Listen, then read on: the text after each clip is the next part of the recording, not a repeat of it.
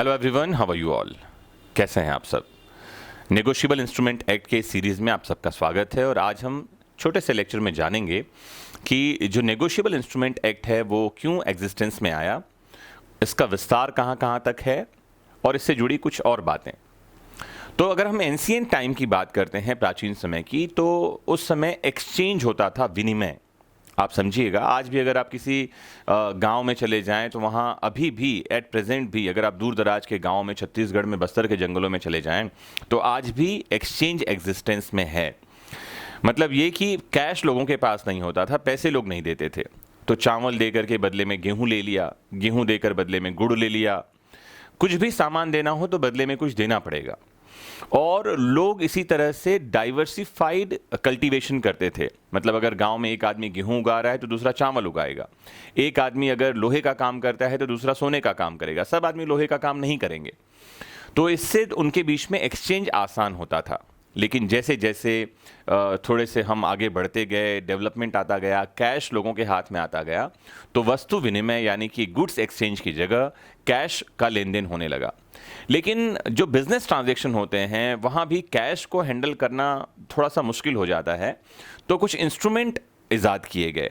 Instrument लिखत, कुछ document, कुछ दस्तावेज निकल कर आए, जिसमें से एक होती थी हुंडी। अभी भी हुंडी बहुत जगह प्रचलन में है, जो ओरिएंटल लैंग्वेज में लिखी जाती है। जो बिजनेस रिलेशन वाले हैं उनको पता होगा, नहीं है तो मैं आपको समझाना चाह रहा हूँ। ओरिएंटल लैंग्वेज क्या होती है? तो प्राचीन भाषाएं, संस्कृत में, पाली में, ब्राह्मी में डॉक्यूमेंट लिखे जाते थे।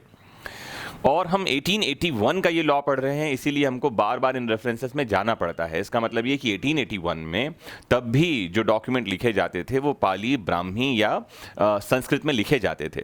इसीलिए हमारा जो ये एक्ट है, हमारा जो नेगोशिएबल इंस्ट्रूमेंट एक्ट है, ये ओरिएंटल लैंग्वेज में लिखे गए किसी डॉक्यूमेंट को अप्लीकेबल नहीं होता। जी हाँ, उस पर अप्लीकेबल नहीं है।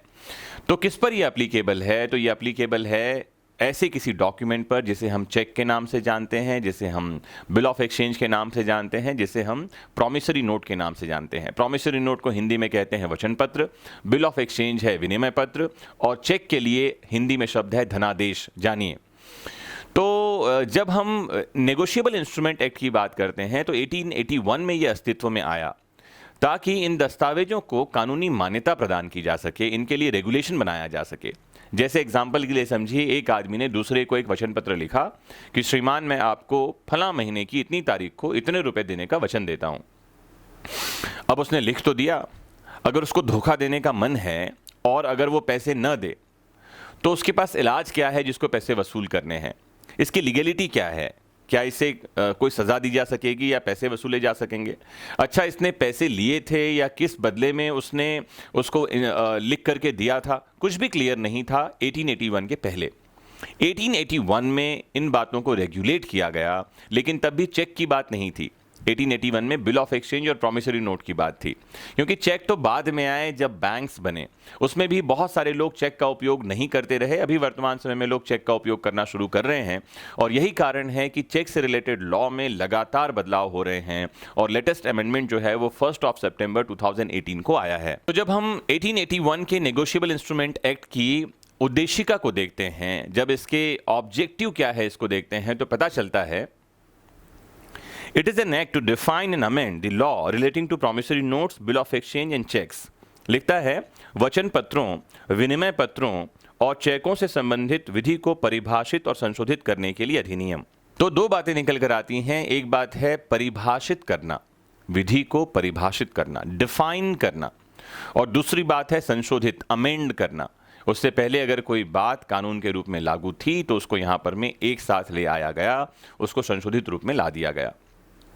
जैसा कि मैंने पिछले लेक्चर में बताया था कि ये हमारा जो लॉ है ये टोटल 17 चैप्टर्स और 148 सेक्शंस में बटा हुआ है, जिसका पहला जो चैप्टर है वो है प्रारंभिक, प्रिलिमिनरी, और इसमें 3 सेक्शंस हैं, 1, 2 एंड 3, जिसमें से सेक्शन 1 कहता है अधिनियम का नाम क्या है, इसका विस्तार क्या है और प्रारंभ कब से हुआ।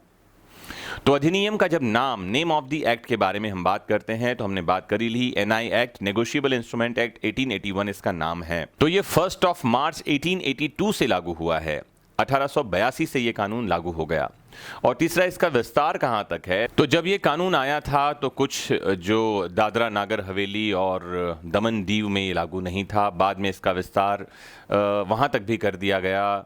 फिर जब हमारा देश आज़ाद हुआ तो इसमें एक शब्दावली जोड़ दी गई कि जम्मू कश्मीर राज्य को छोड़कर संपूर्ण भारत में लागू है, लेकिन वापस से 1956 में इसको जम्मू कश्मीर राज्य पर भी लागू कर दिया गया था। तो ये जो अभी हमारा आर्टिकल 370 इंडियन कॉन्स्टिट्यूशन का हटा है, इसके पहले भी जो नेगोशिएबल इंस्ट्रूमेंट एक्ट है 1881 का, ये संपूर्ण भारत में लागू था, the whole of India including the state of Jammu and Kashmir. इसे आप याद रखें। आपको ये भी जानना चाहिए कि इसका विस्तार कहाँ कहाँ तक नहीं है, मतलब कौन सी बातों को ये लागू नहीं होता। तो जैसे अगर आपके पास में करेंसी का कोई नोट है, निकाल कर इमीडिएट देखिए, तो करेंसी नोट में आपको लिखा होगा कि मैं धारक को, जैसे आपके पास में 10 रुपये का नोट है तो उसमें लिखा होगा कि मैं धारक को 10 रुपये वचन देने का वचन देता हूँ। आई प्रॉमिस टू पे 10 रुपीज़ टू दी होल्डर। और ये वचन कौन दे रहा है? ये देते हैं आरबीआई के गवर्नर। निकाल के देखिए, उसमें हिंदी इंग्लिश दोनों में लिखा होगा और साइन भी होगा। तो it is a kind of promissory note, एक तरह का ये वचन पत्र है जो सरकार या आरबीआई के गवर्नर आम जनता को दे रहे हैं। तो क्या इस नोट पर भी हमारा ये एक्ट लागू होता है? तो सेक्शन 1 आप जब पढ़ेंगे तो लिखा है पेपर करेंसी एक्ट को ये हमारा एक्ट लागू नहीं होता। तो section 1 read says it extends to the whole of India, but nothing herein contained affects the Indian Paper Currency Act 1871 section 21 or affects any local usage relating to any instrument in an oriental language।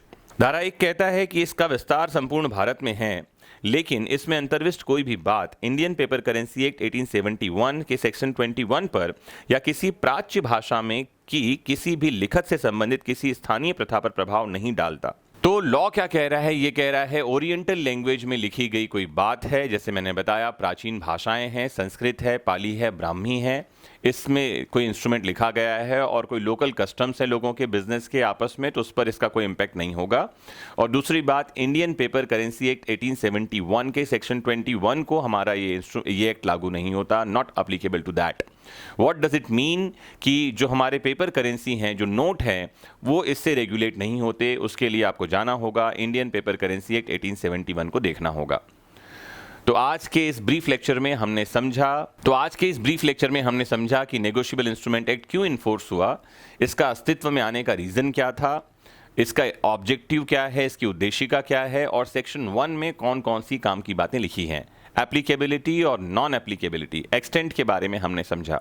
उम्मीद करता हूं कि आपको ये पूरी series बहुत पसंद आ रही है और आप चीज़ों को ध्यान से समझ रहे हैं। जुड़े रहिए और समझते रहिए देश दुनिया के कानून को। Have a nice time, take care, bye bye.